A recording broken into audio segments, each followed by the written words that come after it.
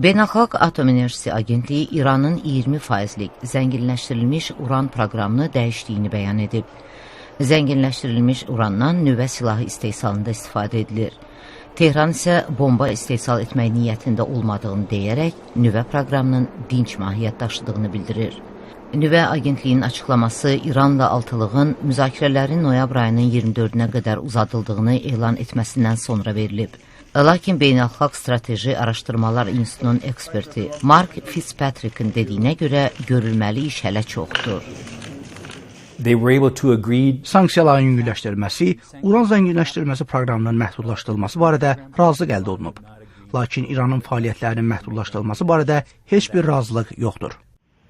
Tərəflərin möhlətin uzadılmasına dair razılıq əldə etməsindən sonra Avropa İttifaqının xarici siyasət şöbəsinin rəhbəri Catherine Ashton gələcəkdə görülməli bir çox iş olduğunu deyib. While we've made tangible progress on some of the issues and have worked together on a text. Birgə fəaliyyət planında biz mühüm nailiyyətlər əldə etsək də, vaxt və səy tələb edən işlər görülməmiş qalır. Which will require more time and effort. Ashton'un ilin sonunda Avropa İttifaqının üzvü kimi vəzifəsini tərk etməsi məsələnin həllini çətinləşdirə bilər. Fitzpatrick gələn bir neçə ay ərzində razılıq əldə ediləcəyinə skeptik münasibət bəsləyir. İranın proqramı məhdudlaşdırılır. Bu isə o deməkdir ki, nüvə silahı istehsal edilməsi mümkün olmayacaq. İran əlbəttə niyyətinin bu olmadığını təkrar edəcək. Diplomatiyanın işlədiyini görəcəyik. Lakin çarə tapılmayıb. Bunun da bir neçə ay ərzində tapılacağını düşünmürəm.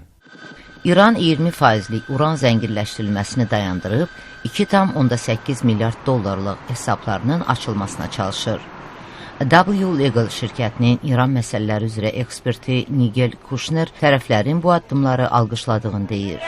I've got a number of clients who are desperate to jump back into the very profitable business relationship. Müştərilərimizin çoxu İranla gəlirli biznes əlaqələrinin qayıtmasını istəyir.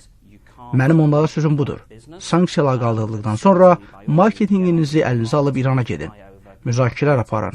Qanuni şəkildə razılaşın. Be able to do in a legitimate manner, of course, once the sanctions are lifted. İranla Qərb dövlətlərinin növbəti müzakirələrinin tarixi bəlli deyil.